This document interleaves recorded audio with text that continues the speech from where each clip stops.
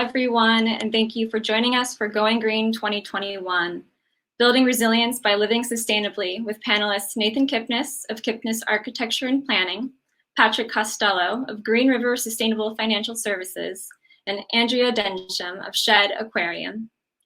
Kipnis Architecture and Planning is recognized as Chicago's premier award-winning sustainable architectural practice.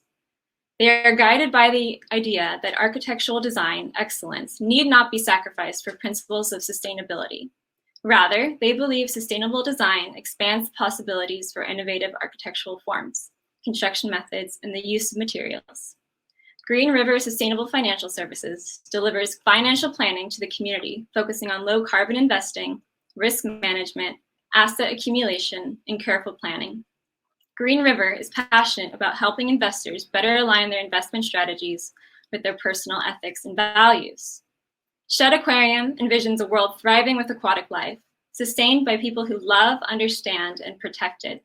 Here, there, and everywhere, Shed Aquarium connects nature lovers and animal enthusiasts with the aquatic animal world. Beluga encounters, beach cleanups, and 360 virtual dives with Caribbean reef sharks are all tools that deepen connections with wildlife and work towards this vision. We are so grateful to be joined by such influential leaders in the Going Green movement.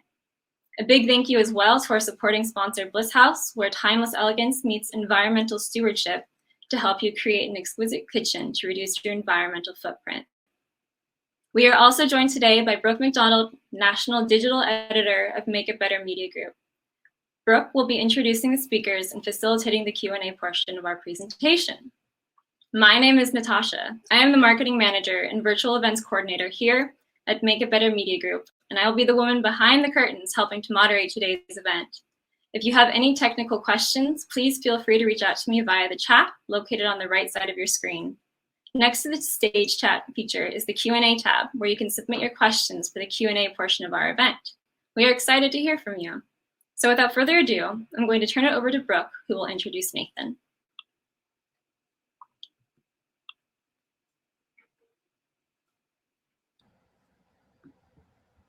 Hello.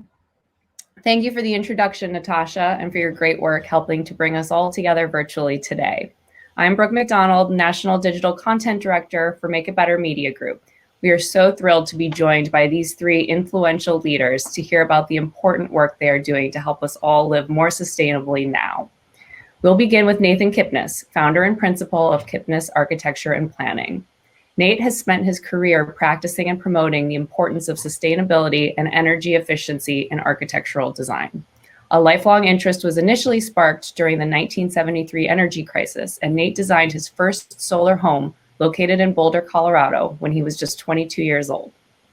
Viewing the mission beyond his own practice of architecture, Nate's leadership was instrumental in helping to develop the idea of an offshore wind farm in Lake Michigan off Evanston's shoreline. The work led to a Design Evanston Urban Design Planning Award, and the project is now on the DOE's list of potential offshore wind farm sites. Additionally, he recently served as co-chair for the American Institute of Architects 2030 Commitment Working Group, assisting architects with the AIA 2030 commitment, whose goal is to design full net zero buildings by 2030. He's currently serving on the AIA's newly formed Committee on Climate Action and Design Excellence, and lectures extensively on topics related to sustainable architecture design and renewable energy. Thanks so much for being with us today, Nate. I'll let you take it from here. All right, thank you, Brooke. So I am going to talk about how building resilience and living sustainably are interconnected, and I want to start by discussing this first example here. This is a really old building, about 250 years old, a salt box house in New England. And these had to be sustainable and had to be resilient because there was no power that came to them. They didn't have, obviously, electricity. They're very simple, but they really solve the problem. So what we're looking at here is the south side is facing us. We see the windows, and those are operable shutters that actually do control the ventilation and the lighting.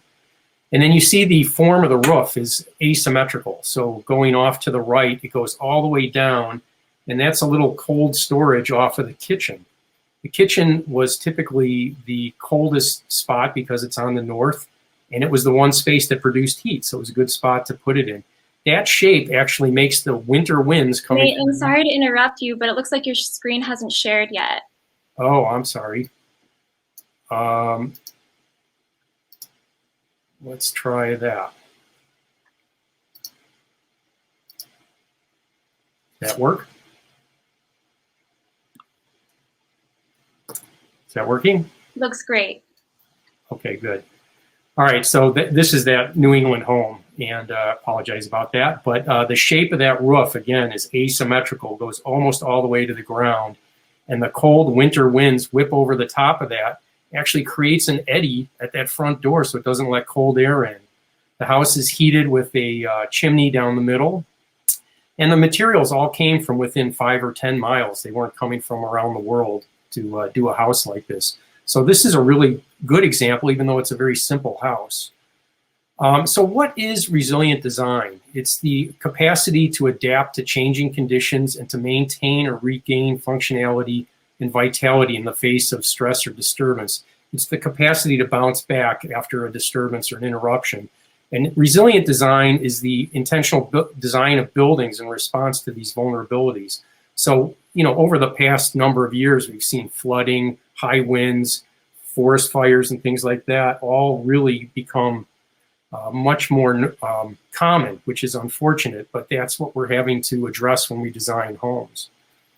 So the first example I want to show you is on a 5-lot property in Chicago, which is really an amazing site. And this house is focused mainly on wellness, a lot of things to help with the wellness of the people inside, but it also is sustainable and resilient. And the interesting resiliency things are, it's an all-electric home. And it's got this solar panel set. There's another set on the garage. And it's got room for a battery backup system. So when that's put in, they'll be able to capture the power from those panels, store it in the batteries, and when the power goes out, they're able to control at a reduced rate, but make the house still function, which is really critical. And the other thing is we try and design and learn lessons from that original house I showed, where natural daylighting, natural ventilation are really important. You can see a couple skylights here. There's a couple other ones on the other side too. Those can be opened up, operable skylights. You get great natural ventilation. And during the winter, the house is so tightly insulated that it holds heat and really will be able to ride out cold weather pretty easily. This is called passive survivability. We want to be able to have the house function without a lot of power going into it. And still a great looking home. So I want to make sure I keep stressing that these aren't just technical achievements, but that they merge design and sustainability. So we call that high design, low carbon. This is a project that we're working on in Boulder right now. We have an office that we started last year out in Boulder. This is a home up in the mountains. Any home, any major home you're doing there has to be net zero. In other words, it has to generate enough power on an annual basis to offset its power use. So this house does this and has also the added difficulty of wanting to be off-grid. So that's a combination of a couple technologies, but some battery storage as well. And then one of the things that I want to point out is this green line going around the windows. That's a light shelf. And the way that works is it blocks light and redirects it up to the ceiling to get daylighting way into the space. And then it also just blocks the sunlight at certain times of the year when we want it blocked. So really a fun house. And you can also see that light shelf wraps around and becomes the front door, front step. So a fun way to do that. This next home is was a spec home design for Tesla to try and showcase their products. And so this one is actually net positive. It generates more power on an annual basis than it needs. And it also would have the Tesla battery system, the Powerwall system, and obviously car chargers in the garage. So again, the point that we try and make here is that homes, if we want to get away from fossil fuels, the trick is to be all electric. And the grid every day is getting more set up with renewable energy. And so all electric, solar panels and battery backup and electric cars. These are kind of the tricks of making a home and moving forward. This is really the way we have to go. This house also features a light shelf, just kind of nice little tie-in, but not all of our projects do that. This is a house that we just finished up in Evanston. We call it the Attainable and Sustainable Home. Kind of a starter home for a young family, 3 bedrooms, 3.5 baths. And this one has solar panels on the garage, and there's room for additional panels up on the roof. This one is called, this one has a certification that's Zero Net Ready. And so it's all set to have those additional panels put on. And it also has the battery in the basement. You can see that in the bottom right. In the picture on the upper right is the yoga studio, which is the interior of that white gridded box. That white gridded box is then architecturally picked up and thrown over to where the garage is. So those kind of architecturally talk to each other. Another house that we finished up, this one's probably about 10 or 12 years old, is a LEED Platinum home. LEED Platinum is the highest level you can get. And this one has a lot of things about that passive survivability. So just the shape of the building in the lower left, you can see the way the winter solstice angle is integrated into the design so that we get passive solar into various rooms in the house. And we also have solar panels on the roof, and they are the angle is set so that it's really, really efficient that way. And I can see in the upper left picture that those windows are completely shaded on the upper image on the second floor. That is shot on June 21st when the sun is the highest. That was intentionally done to make sure that we had full shading there. And this house is very traditional. So some of the other ones I just showed were very contemporary, very modern. The design doesn't necessarily need to be either. It's just how tightly it integrates in. And this home is what we call the forever home. You can see the existing house in the upper right, pretty pedestrian looking thing. And we upgraded it to, totally redesigned it to be kind of a fun mid-century modern look to it. 2 bedroom, 2 bath, and it's just for a couple that this will be their home. And it's for aging in place. It's all one level living with wide doors and wide hallways. And this is the interior looking out. You can see in the bottom left what it used to be, like totally blocking the view, but we've opened it all the way up and raised the ceiling as well, and the kitchen's open to the right. And then the other thing about resilience that we've seen in this last year is how important it is to have some flexibility in being able to work at home. These are 2 examples of some home offices we've designed. And if you have a home and it's designed properly, to have a home office is really a great benefit. And that can also double as a guest room for when you need it. And if we lay it out right, it would be on the first floor. And that way it can also serve as a bedroom for aging in place, or maybe you have a ski accident and you need to stay there just for a short period of time. And the last slide I want to finish with is this lakefront solar home that we finished up about 2 years ago in Lake Zurich. It's the back of the house is on the left and the front is the right. But when you have a lakefront home, you actually have 2 fronts. But you can see the solar panels on that picture on the bottom right. It's not an optical illusion. Those roofs, the roof is curved, the garage is curved, the whole house is just slightly curved to fit into the site. And the one thing I want to share is in the interior shot, we do have a fireplace. Typically in high performance homes, we don't include fireplaces because we don't want to have penetrations through the building shell. But we put it there in case there's a power outage in the winter. That fireplace produces a tremendous amount of heat, has outside combustion air, and really helps function well with the house. This again, all electric home and all the other principles that I've talked about. So with that, I'm going to stop.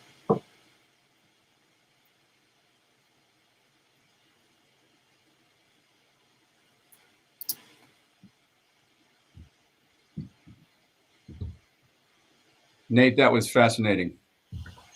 Thanks, Patrick. Thank you, Nate. And sorry for the delay. When our panelists share their screen, I have to hop out of here for a minute. So it takes me a minute to get back in. Thank you again, Nate. Those homes look incredible. And the goal of a more sustainable home is certainly something that I think we should all share. And I'm sure our audience will have some questions for you during our Q&A session. So here's a reminder, send your you can submit questions at any time for any of our panelists. Next up, we have Patrick Costello, founder, president, and CEO of Green River Financial Services. Based in Marin County, California, Green River delivers financial planning services focusing on low carbon investing, risk management, asset accumulation, and careful planning. A certified financial planner and chartered life underwriter, Patrick is passionate about helping investors better align their investment strategies with their personal ethics and values. He has authored 2 books, Green Investing, More Than Being Socially Responsible, and Low Carbon Investing, Defending the Climate, Emphasizing Performance. Patrick is deeply involved with his local community in the fight against the harmful impacts of climate change and global warming.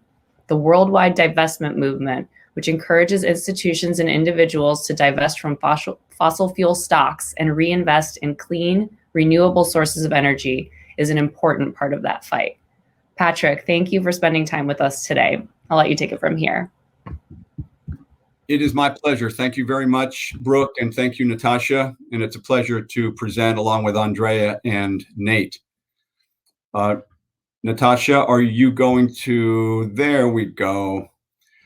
Okay, so this first slide, this is just sort of our branding. I think most of us have gotten to the place where we realize that there is no planet B. We are here to make our lives and our climate more sustainable. You know, we've been in a sweet spot. Humanity has been in a sweet spot climate-wise for thousands of years. And it seems somewhat inevitable that we're going to be moved somewhat out of that. And our challenge now is to limit the damage, so to speak, and become clever and wise about adaptation and mitigation. Next slide, please. We are a financial planning firm, and we focus mainly, you know, everybody's got their specialties, and what we do best is we help clients build and maintain sustainable low carbon portfolios. Next, please. This is our contact information and some of the disclosure data that everybody in our industry must provide when we give a presentation. We are located right here in downtown San Anselmo, a beautiful building that used to be the headquarters for Lucasfilm, if you can believe that. And I love to tell people that our parking lot is where Harrison Ford used to practice his bullwhip when they were working on Raiders of the Lost Ark. So we have a historical, beautiful 2-story building here. Next slide, please. And these are statements that we always make before we make a presentation so that folks can put everything we are saying today in context. These are just basic concepts that all investors should be aware of. Next, please. So this slide is really about perspective. We humans are in the throes of an existential crisis. It's caused primarily by fossil fuel emissions, and the world is now pivoting to a new energy paradigm, renewable energy instead of fossil fuels. Next, please. Fossil fuel divestment is a huge global movement. 14.5 trillion in assets have now committed to fossil fuel divestment, including the Rockefeller Brothers Fund, even the Norwegian Sovereign Wealth Fund. Granted, a lot of that wealth was created with fossil fuels, but they also realize it is time to move to the new paradigm. And those of us in the movement, and I am on the steering committee of 350 Marin, and I also am on the board of Fossil Free California, which lobbies the 2 big gargantuan California pension plans to divest from fossil fuels. So we were thrilled to find out New York State's a little bit ahead of California. They actually announced in April that they had sold all of their thermal coal company holdings, and they are proceeding to kind of strategically unload their oil and gas holdings as well. And just a reminder that fossil fuel companies are difficult to get to do things all that much differently, just because what they're in the business of doing is digging into the ground and extracting fossil fuels. So that former slide, we don't have to go back to it, but it mentioned that Exxon's kind of 5 and 10 year plan was revealed last year, and they still plan to extract more fossil fuels from the earth, which is completely unnecessary, and more importantly, would take us far beyond the targets set by the UN and the Paris Agreement. So, yeah, I mean, this is just a visual. Which one of those footprints would you like to set your feet into? Sort of the question. Next slide, please. So one thing, folks typically underestimate the impact that they can have personally by divesting their own investment portfolios of fossil fuels. And this was a study done by a group in Canada called Shift. So you can see that even a $500,000 investment portfolio, if you divest it completely from fossil fuels, has an impact that is greater than, or certainly competitive with, other things one might do, such as avoid plane flights and doing the right thing with food and transportation. So that's, sometimes people don't really consider their own investment portfolio when they're thinking about how to reduce their personal carbon footprint. But actually, you personally can have a big impact. And, there's so many other things in our lives that are a challenge to do. This actually shouldn't be all that difficult. You have control over your own portfolio. Next, please.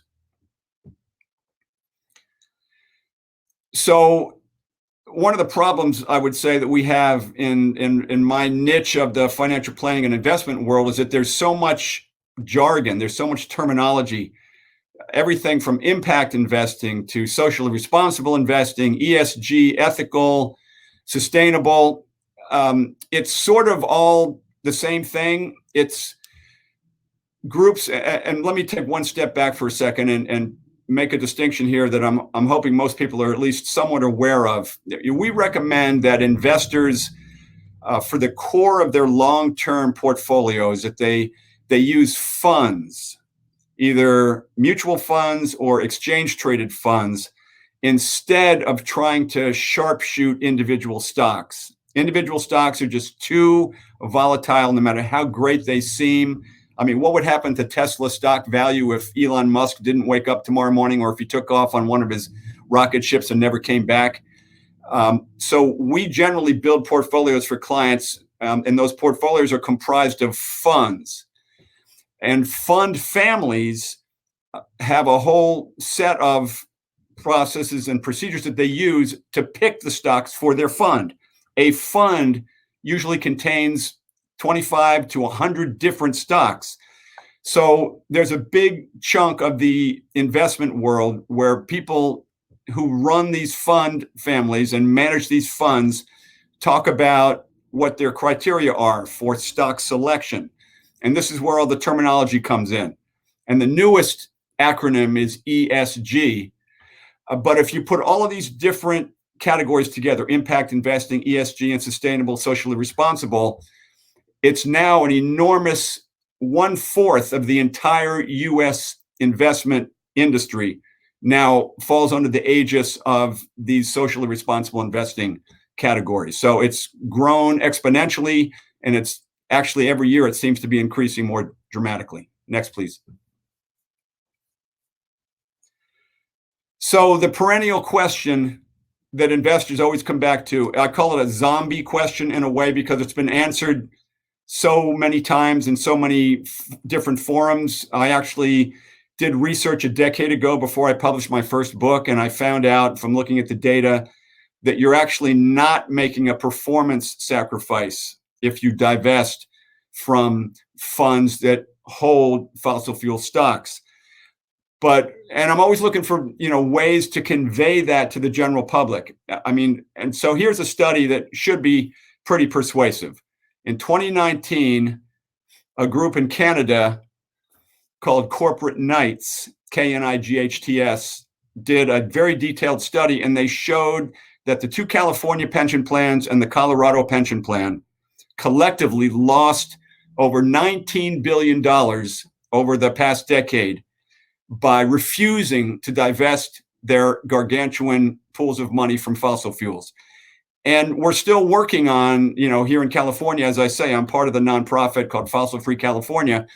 And we're making very slow but incremental progress with the two giant California pension plans. They still haven't fully divested. And if they had, back in 2009, there would be another 19 or 20 billion in those giant funds now. Next, please. And that whole study ended in 2019, and then that was only followed by 2020, which was really the worst year for the fossil fuel industry, I think, maybe in history. Exxon was dropped from the Dow index that it had been part of for 92 or 93 years. Many of the giant fossil fuel companies that extract fossil fuels lost, half of their value. Meanwhile, despite the pandemic, solar and wind and companies that are associated with electric vehicles had an incredible year. Some companies, more than just a couple, were up more than 100%. It was really dramatic. And this was all happening before Biden was elected, when there was no guarantee that he would be elected. So the message here, I think, is that the world economy is moving inexorably towards a low carbon, renewable energy focused world and leaving the fossil fuel sponsored world behind slowly but surely. And there's fits and starts. The first 3 months of 2021 was a little rebound for the fossil fuel industry, which, was to be expected after the pandemic. But the long-term trend is that we're going to pivot more and more towards renewable energy. Next, please. So the names that most people are familiar with when they think about funds are typically names like Vanguard and BlackRock and their iShares ETFs. And they have gone to great lengths. The CEO of BlackRock, Larry Fink, he writes a letter to corporate CEOs every springtime. And his latest letter was all about how green they're going to be and how, ESG, that stands for this lens that sustainable investors look through when they decide what companies are going to invest in. E stands for environment, S stands for the social impact of the company's activities, and the G stands for corporate governance. So despite the fact that the CEO of BlackRock has put out all this, kind of PR, and some of it is positive, it's good to get the message out there that we have to make that pivot away from fossil fuels. But the fact remains that these two giant financial firms that are the biggest fund families in the world are still the main conduits for money to the fossil fuel industry. Next, please. And it's a little unfortunate, but it's also it's completely understandable. We know how corporations work. We know that big corporations always have a well-funded and heavily staffed PR department, right? And even financial firms, my competitors, will use this acronym ESG to signal virtue to the general public. And I'm here to tell you that I almost would just ignore that brand name and just focus on the underlying reality, because ESG now has been so diluted. First of all, it's such a big lens, looking at environmental impacts of a company, the social impacts, and the governance impacts. There are no generalized standards that related precisely to carbon footprint or even connection to fossil fuels. So I can point out a number of funds that are literally labeled ESG that have the same exposure to fossil fuels as the unmanaged S&P 500 stock index. So ESG all by itself really doesn't mean much. People are using it to kind of signal virtue, but you have to go deeper than that. Next, please. So the good news is that we now have tools. These are free tools available to advisors like myself and to the general public. And this is the web address, fossilfreefunds.org. You can put in the symbol of any fund, and it will give you a breakdown of exactly what the exposure is to the fossil fuel industry on many levels, not just on the top level, the companies that have the household brand names that have the reserves, but all the peripheral companies that play big roles in the fossil fuel industry as well. They will slice and dice the internal components of every stock fund and it's just unbelievably valuable. They're not the only ones. Morningstar.com is a great resource as well. And so knowing that there are hundreds and hundreds of high performance funds that'll compete with any other fund you might think of or find or have in your portfolio that are completely fossil fuel free, it's important to know that that's a fact. And then it's just as important to know that you can find those funds either through your advisor or by you yourself if you do your own investing by going to a site like fossilfreefunds.org or morningstar.com. Next, please. So that's it. That's my story, and I'm sticking with it. Thank you.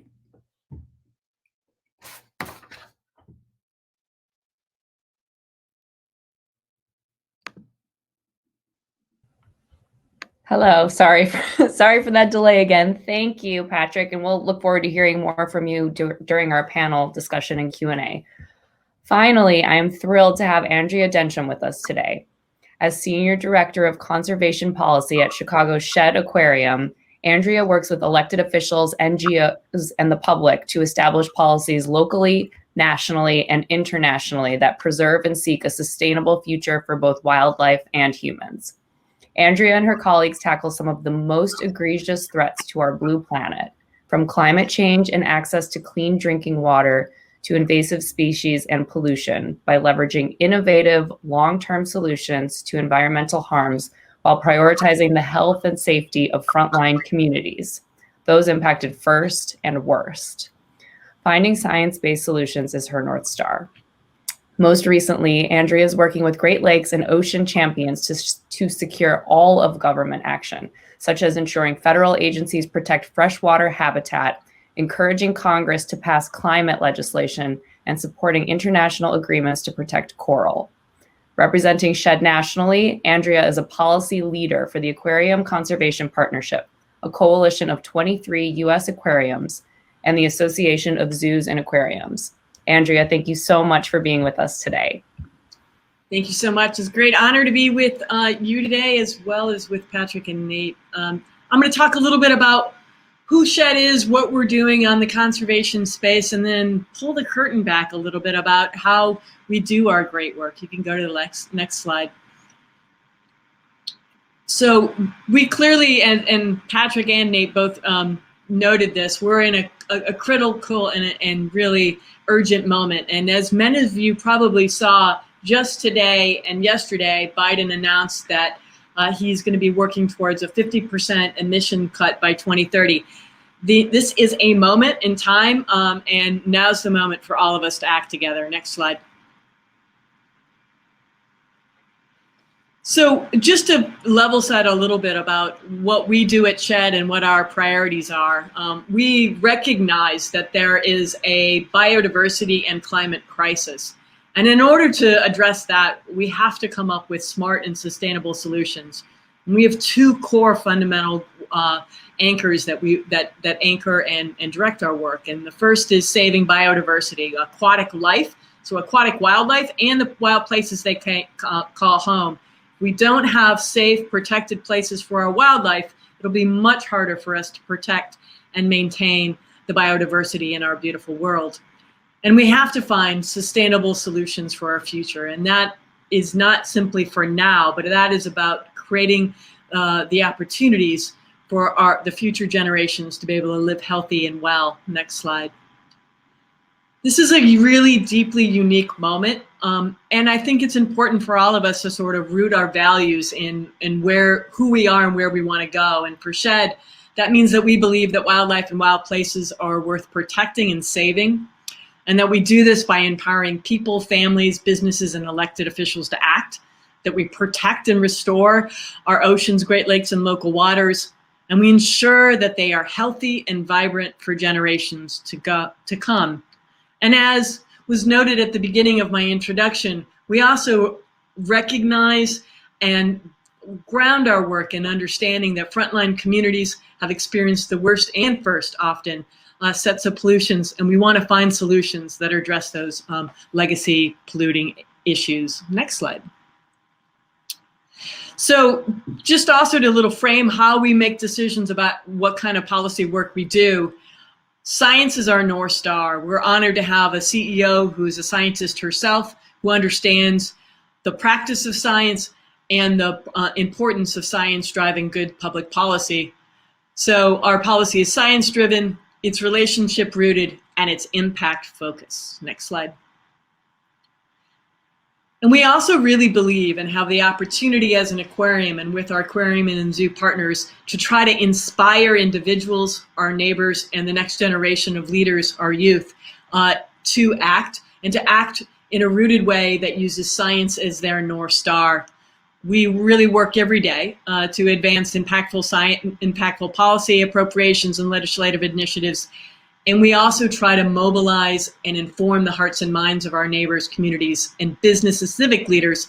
And that's one thing that's unique about who we are as SHED. We're able to educate our neighbors while illustrating the role that we can play as business leaders and encouraging other civic leaders to join us in that work. Next slide. So, in a complex world with many issues moving forward, I wanted to give you a little bit of a next level down overview of what our priorities are. And one thing that's unique about SHED, even compared to our aquarium and zoo partners, is that we have a two-sided set of priorities. One is marine-based, really focused on our great work in the Bahamas and southern Florida and along the Atlantic South Coast. And then our Great Lakes and freshwater work, with the really working hard to protect the Great Lakes and the waters and streams and wetlands that are right near our home here in Chicago.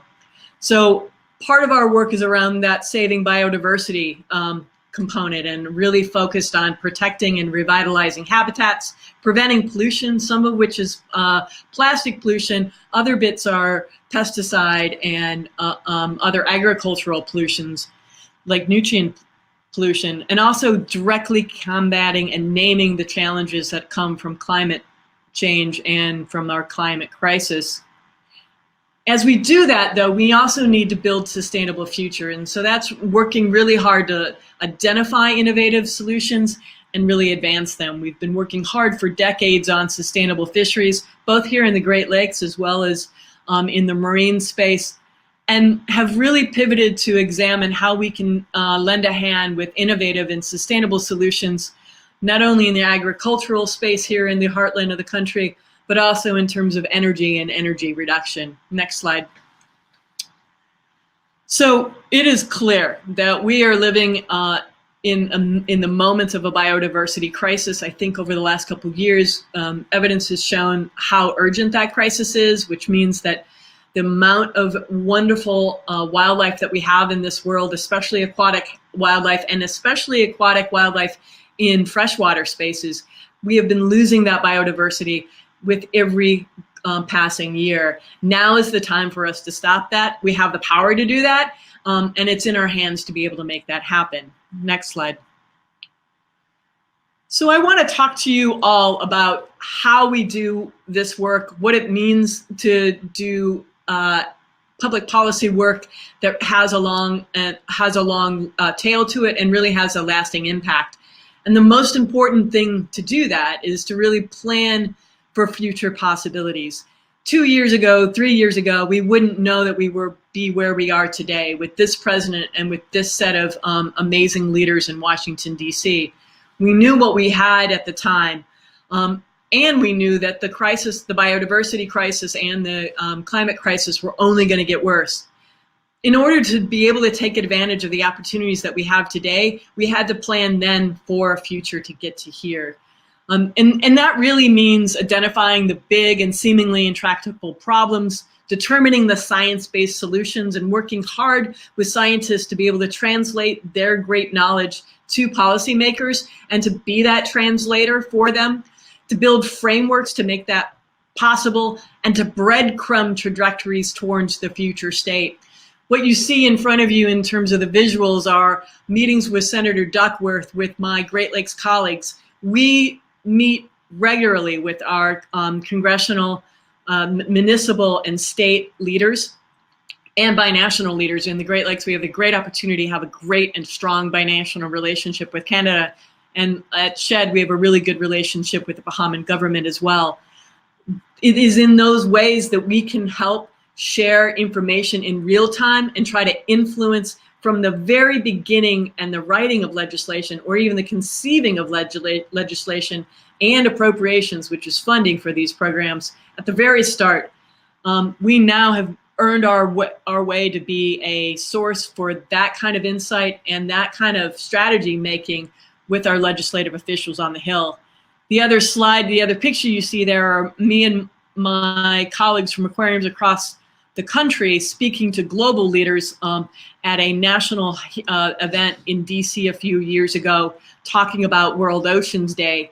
We were illuminating the power that aquariums can have and the work that our researchers are doing, as well as our conservationists in the field, and trying to help leaders move forward in a positive direction. And we'll speak about this more, but just this week, our CEO and I were able to join with the White House's brand newly appointed director for the Center for Environmental Quality. That happened because we earned our way to that table. And so you see at the top, I talked about setting the table, planning the meal, and ensuring you have a seat. We had to do a lot of work in order to make sure we're at the White House virtually this Monday. And it is that work that I encourage all of you to think about, whether you're business leaders, civic leaders, or community members. We all have the possibility to do that, and it is just a matter of planning and being really thoughtful. So that breadcrumbing, that trajectory to the future state is critically important, and it's helpful to help everyone move in that direction when you have a common narrative and a common framework to get there. And that's really that last bullet's point, right? Is that tailored narrative and individualized action plans matter. The work that I do with our business partners is different than what we do with our neighborhood community-based organizations, which is different than what we do with federal leaders. But when you have individualized plans, when you can zoom in and provide the kind of resources that everyone needs, you can have a lasting and substantial impact. Next slide. It is also really important, and I just wanted to highlight for this community, the role that business leaders can play. And while SHED is a nonprofit, we're also a large business. And we have taken a really, we've taken that role really seriously. Our CEO owns that role and really believes that we need to walk our talk when we try to encourage other businesses, especially our global partners and corporations, as well as government, to act. The first part of that is identifying visionary ambitions. And, as I just noted at the top, President Biden has already done that this week in terms of talking about greenhouse gas emissions. We at SHED worked with our aquarium partners a number of years ago. We've gathered up those partners together. We have 23 of them, as was noted in the introduction. And we made a commitment together, all of us, to reduce our plastic pollution. We then leveraged that to make commitments and to secure commitments from the city and the Cook County leaders. And it is that way that by leading by example, by working with our business partners, that we're able to actually bend the curve towards the positive place that we believe is the right answer in terms of the policy and business solutions. Working with innovators to be early adopters is also clearly important. We do that both on our plastic side, but also on our energy side. As many of you may know or may not know, we have solar power panels on our building, and we have an amazing backup battery storage that is incredibly unique and the only, and we were the first actually in the country from zoos and aquariums to be able to build that in. We also have a very high-end management of all of our energy use, which allows us to try to move towards our energy goals. And this year, we are going to do a similar kind of commitment with all of our aquarium partners that we did with plastic on emissions. And we're going to make a commitment for our goals for 2030 to reduce our emissions. And then we're going to use that to leverage our cities and towns and our other corporate business partners to meet us with that and to also move forward in those ways. Last piece I want to just talk about in this context is procurement, or the power of the purse, right? We have the power to purchase things and to be at the front end of innovation. We have done that on the plastic side, working with many of our retail, both in our retail shops as well as in our restaurant side, to make sure that we are on the front end. When we say that we want to move away from single use to reuse, we did that in our restaurants. When we say we want more sustainable packaging, we told that to our business partners and they have been able to achieve that. And when we say we want to reduce emissions, we've already begun that by putting solar powered panels on our building and really moving forward on water efficiency and other sorts of sort of sustainable solutions. And now is absolutely the time for all of us together to think about how we can do that with our local municipalities, the NGOs we sit on the board of directors of, and other corporations that we may have power and the ability to make impactful change. Next slide. And the last thing that's super unique about zoos and aquariums is our role to inspire action in our supporters. It is also not lost on us that our youth is taking the lead, especially on the issues of climate. We want to make sure that we're inspiring the next generation of leaders, but we're also providing them with the tools, asset, and skills to be impactful when it comes to civic engagement and advocacy. We want to educate and urge action from those who come into our buildings, those who join us out in the field, whether it's at kayak for conservation work or restoration work in the field, or join us virtually at all of the great virtual events we have. I also just want to really encourage everyone to think about how to be persistent and creative, how to bring music and art into this work.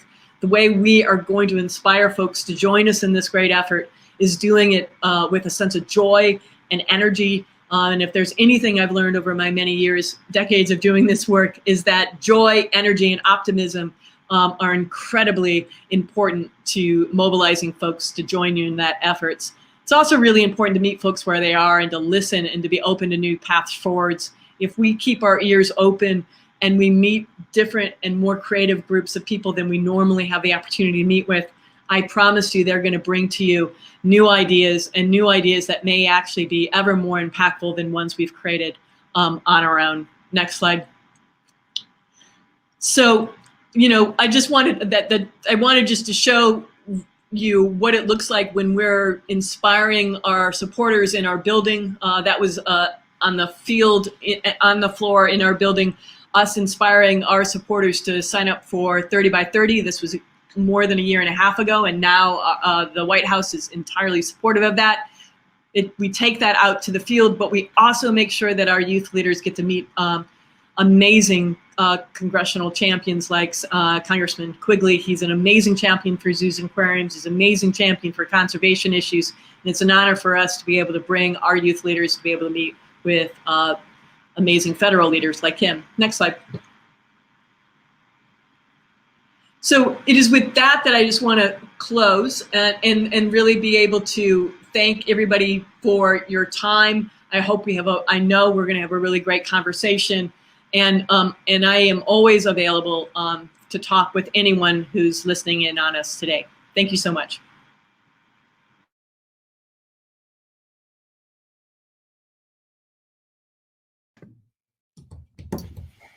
Thank you, Andrea. And before we move on quickly, I'm sure it wasn't lost on everyone that you were even virtually at the White House this week. So can we just hear a little bit more about that meeting before we move ahead? Absolutely. We had the honor, our CEO and I were invited with about 10 other non-governmental leaders, as well as foundation leaders. So we had folks from Pew, we had folks from NRDC and Environment America, as well as us, to talk about the critical importance of protecting water, especially ocean and freshwater habitat. What was amazing about this was that the new director that was her first day. She had just been appointed and approved on Friday. And so when we met with her on Monday morning, we were able to meet with her leaders at NOAA, the leaders at the Department of Interior. We were able to talk directly about the importance of addressing the climate crisis and the biodiversity crisis and the tools and the assets that we have to help them move that forward. When I talk about planning and breadcrumbing towards things, this came about because of years of work we had with those community partners that we work with every day. And being able to be there and listen and work with the White House right from the start means that they're going to pick up the phone and call us when they need us. And it also means we have an open venue for communications to influence policy at the top level.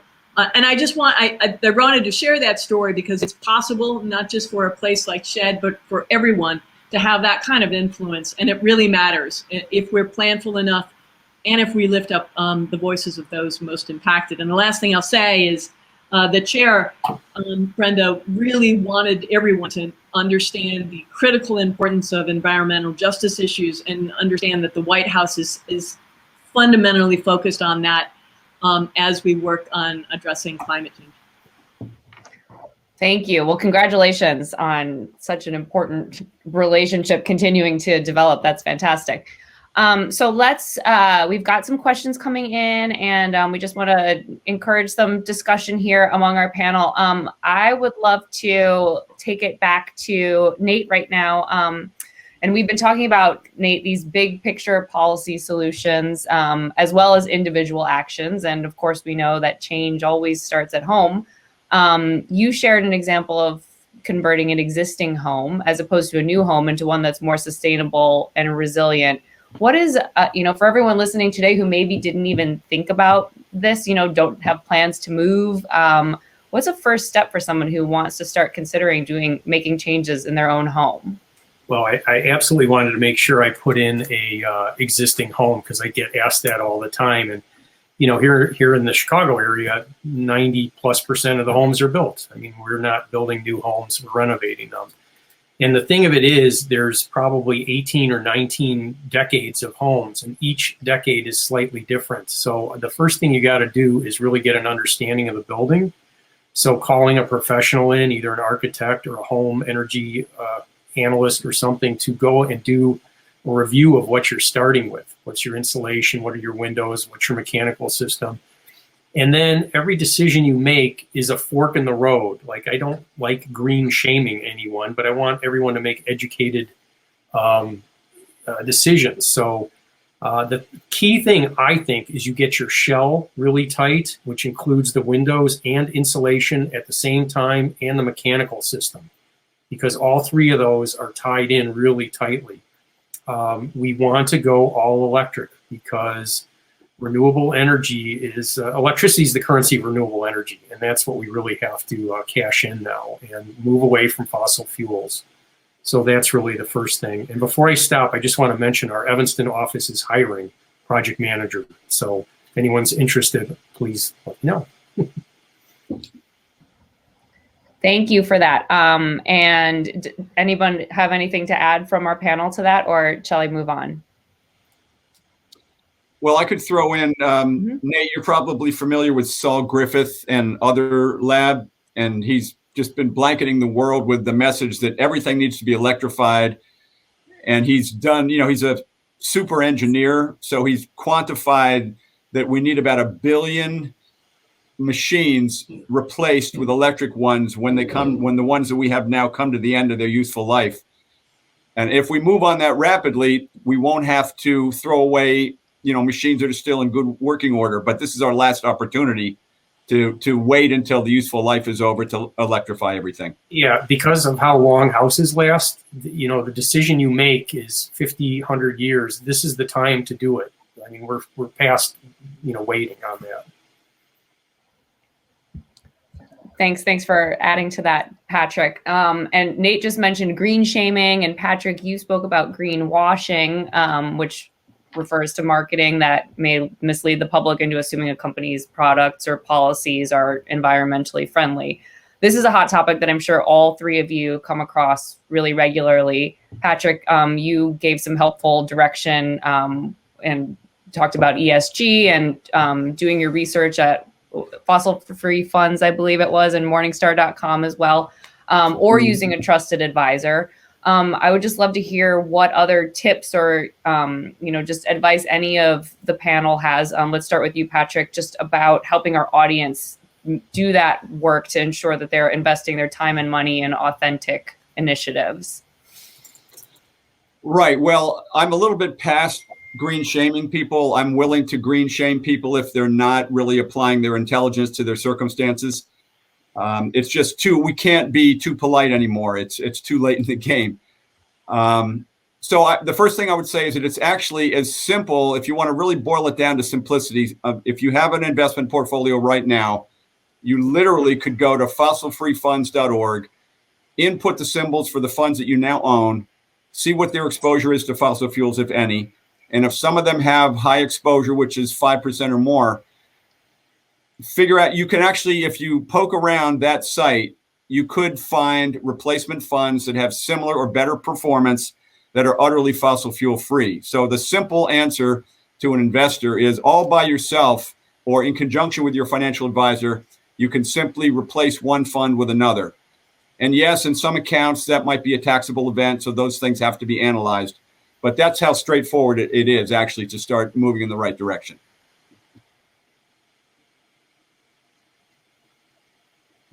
Anything you'd like to add to that, Nate or Andrea, or shall we carry on? I just, kind of repeating about how long houses last. Just imagine if you had designed a house that runs on coal and then you go try to sell it.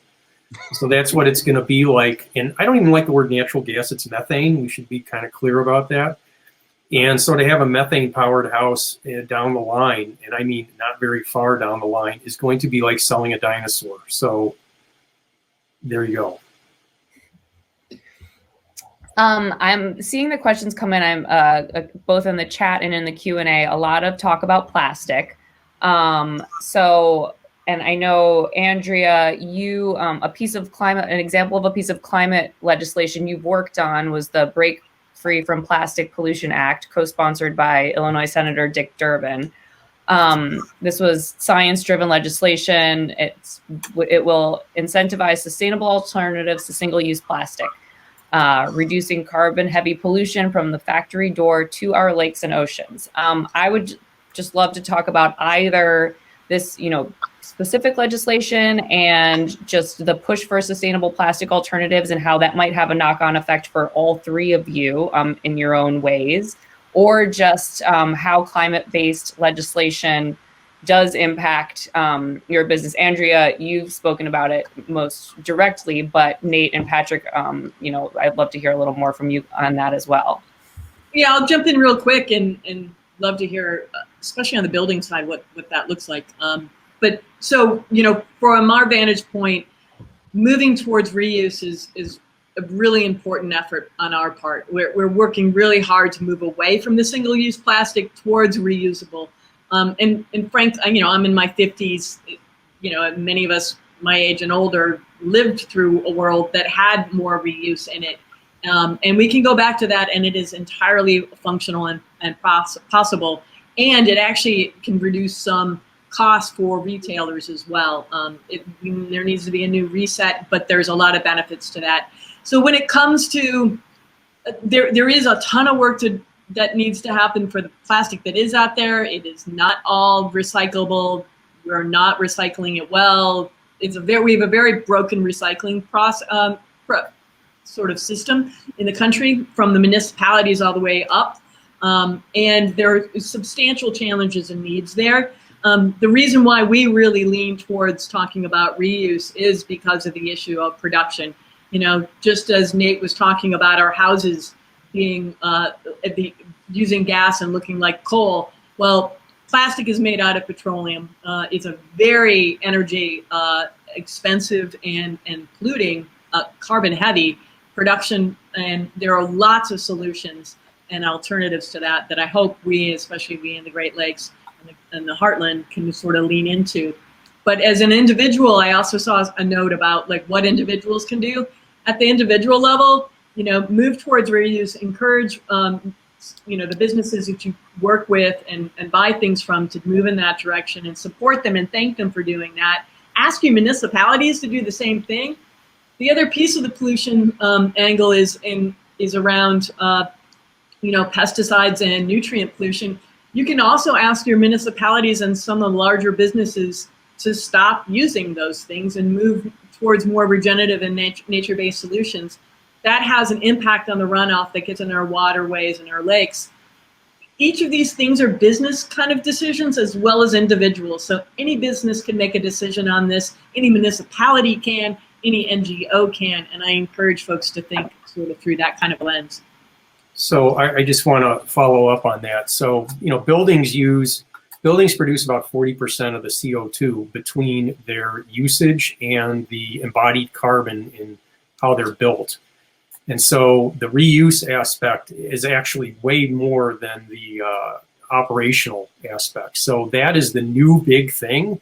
Being on the 2030 committee and being the co-chair of it, we were very focused initially on energy use, and now we're getting way into the carbon aspect of it.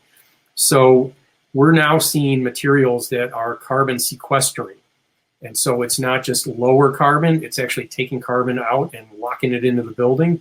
So things like wood, which sometimes we call it mass timber, certain types of concrete where you can inject CO2 into it, it converts the CO2 into calcium carbonate, which is like a rock, and it's never going to come out of there. And we're even looking at, we have started specifying lamb's wool for perimeter insulation, which is obviously as natural as it gets. They just get a little buzz of their hair, and then that's the insulation, and it performs really, really well. There's a lot of other things like that. And so this is really a big focus now for the AIA, for architects, and the building industry in general. Yeah, I could jump in and say one or two things. As Andrea mentioned, one of the things that the fossil fuel industry is trying to do to kind of perpetuate themselves is to really focus on the plastics industry. And there are horrible toxic pollution spots, such as we talk about what's called Cancer Alley in Louisiana, where those communities are so heavily impacted by just the air pollution, the water pollution, the land pollution from these giant factories that make the plastic. And the other thing I wanted to say is that the nonprofit that created the fossilfreefunds.org site, they're called asyousow.org. And they also do a lot of shareholder activism, because, put the fossil fuel industry aside for 1 minute, there are many corporations that can be influenced in their decision making about things like what they do with their plastic waste. And so if you invest with a fund that's managed by a fund family that is committed to sustainability, they can aggregate your interests as owners and take all the owners that are in their fund and then approach a big company like a Starbucks or whatever and get them to use packaging that doesn't include plastic, that can be reused. So that's an additional benefit to investing in funds that are managed by sustainable fund families. Just one quick thing in terms of what Patrick just said. We're working with Break Free from Plastic initiative. We're specifically working right now with Senator Durbin on a pellet bill, and it's because here in the Great Lakes, we actually produce a lot of this mess.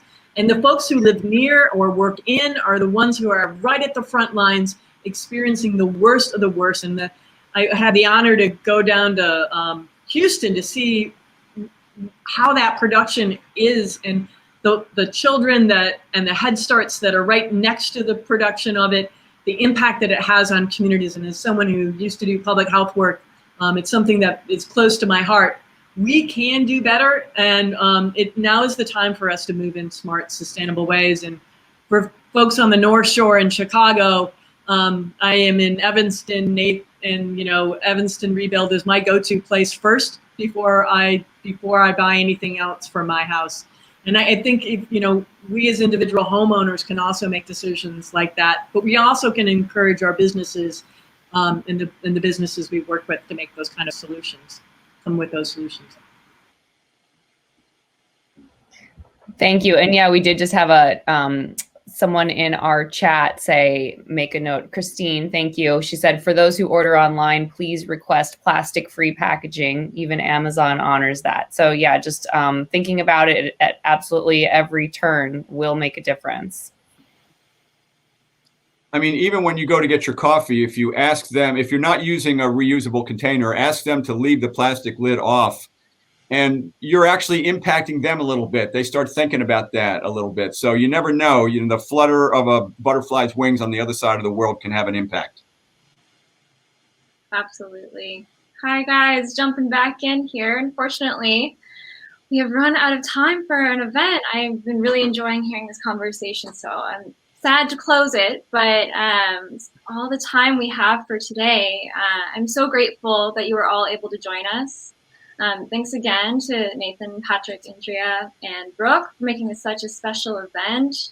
And a big thank you to everyone that attended and participated in our discussion. The event portal will be open for the next hour, so be sure to check out the expo booths if you have not done so already. We would love to stay connected with you, so please subscribe to our Better Letter and follow us on our social media accounts. I will be sending out a recording of this event soon, so along with the resources you need to stay connected with all of us, we'll have that available to you as well. And if you're watching this as a recording on YouTube, please subscribe to our channel. We upload new content regularly. Once again, thank you so much for joining us, and I wish you all a wonderful rest of your week. Happy Earth Day. Thank you. Thank you. Happy Earth Day. Thank you, Natasha and Brooke, and it was a pleasure, Andrea and Nate. Thank you. Fantastic. Thanks, everyone. Happy Earth Day. Thanks.